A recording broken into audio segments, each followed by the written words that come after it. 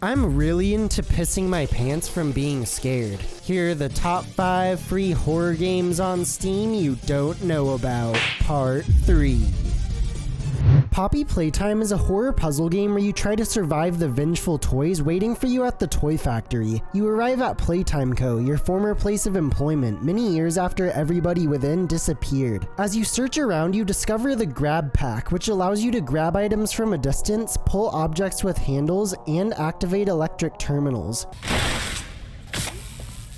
At first you only have the blue hand, but eventually you find the red one too. The electric terminals are where the puzzles come into play, as you have to figure out how to wrap your limited amount of electrically charged wire around these Teslas before connecting the circuit to activate something in the environment. Other puzzles involve you searching around for different items you can use or looking for environmental clues to progress. The atmosphere is similar to Five Nights at Freddy's, with the creepy toys that come to life, like this one that chases you as you frantically figure out where to go.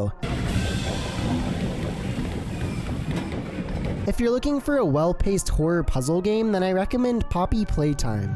Unsorted Horror is a collection of 5 first-person horror games that share common themes of machinery and dread. First up is The Other Side, which is a puzzle experience taking place in a metal room with the goal of operating a drill that will open the door to freedom. The computer tells you what the drill needs, and it's up to you to figure out how to operate it. You'll have to look for a screwdriver to take off screws, charge a battery so the drill can run, replace broken drill bits, basically figure out how to fix the drill whenever it breaks. Once you figure out how to do everything, the game ramps up the tension with a timer, so you have to fix the drill quickly.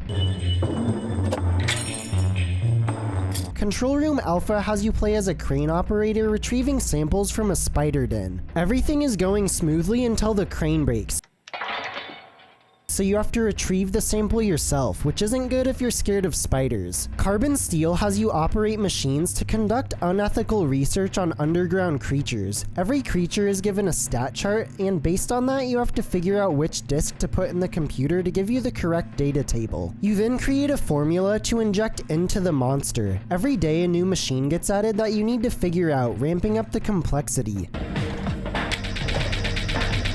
Concrete Tremor is a story-driven game told from multiple people's perspectives. At first you start out in this harrowingly bland building before discovering the roof. The perspective then shifts to a man in a helicopter, before again switching to a man overlooking the walled-off buildings, where you play a demented game against a nameless opponent akin to Battleship, blowing up the inhabited buildings. Lastly, Tartarus Engine has you play as a technician and a group of people that set out to tap into a machine that alters consciousness. Your job is to go off alone and tap into another machine that will get the consciousness machine to run properly. This has you figuring out which tools you need to use to get the machine to work. Upon returning to the group, you strap into the machine before the plan goes off the rails. If you're looking for a great collection of short horror games with dreadful stories and figuring out machinery, then I recommend Unsorted Horror. Nightmare Kart is a horror-themed vehicular combat racing game where you race through gothic streets. The game has a campaign where each level takes place on a different map. There are your standard races, arena combat levels, and boss fights. Like in every kart racer, there are offensive items like guns in this case, and support items like Molotov mines that act like bananas. Drifting not only gives you a speed boost, but fills up your Aether, which can then be used by pressing the boost button. You also have health that gets depleted from attacks, and dying forces you to wait a while before respawning. I found the arena combat modes and boss fight modes to be more fun than the races simply because the opponents are just really slow. The AI can be kinda busted too, like it doesn't feel good to pass opponents that are stuck on a wall, or shoot a boss that's stuck. I still think there's a game worth playing though, since levels are well designed even if there's not much challenge, and the atmosphere is amazingly spooky. If you like easy kart racers or gothic horror, then I recommend Nightmare Kart.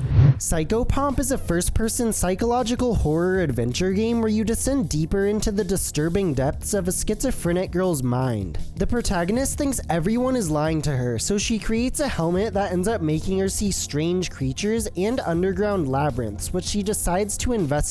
The movement is grid-based like an old-school dungeon crawler. In more hazardous situations, you'll have to use your hammer to fight hostile monsters. Lastly, there's an inventory that holds items you find in the world, such as health syringes and keys to open up doors to new areas.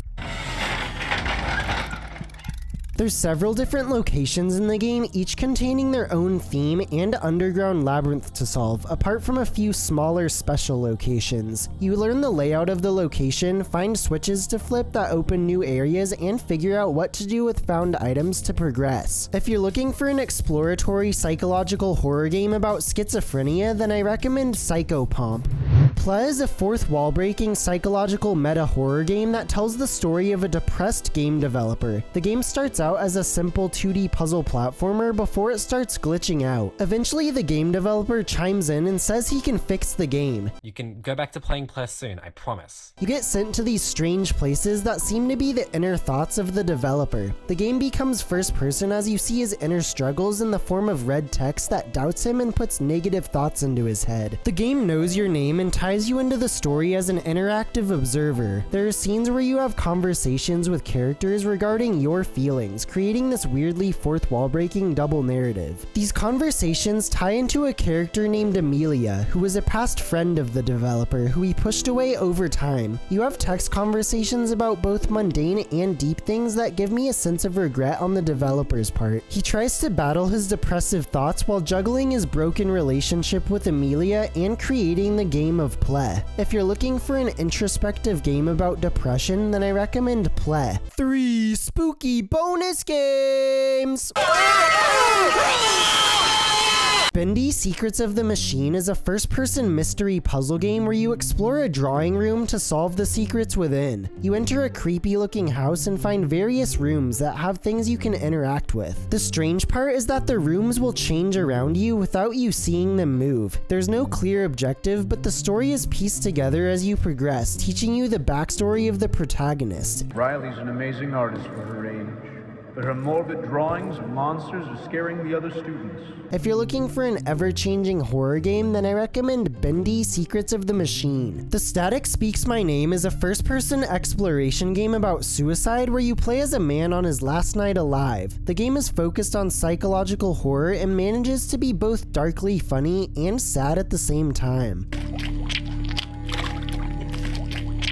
There's lots of questions I had about the protagonist that don't get answered, which makes the game stay in your head. Like, why is he so fixated on this tree design he made? If you're looking for an environmental horror game, then I recommend The Static Speaks My Name. Lure is a PS1 style first-person game where you have to catch fish for an old man to earn money. The game is only 5 minutes, but spends that time building to a strange ending. If you're looking for an eerie retro game, then I recommend Lure.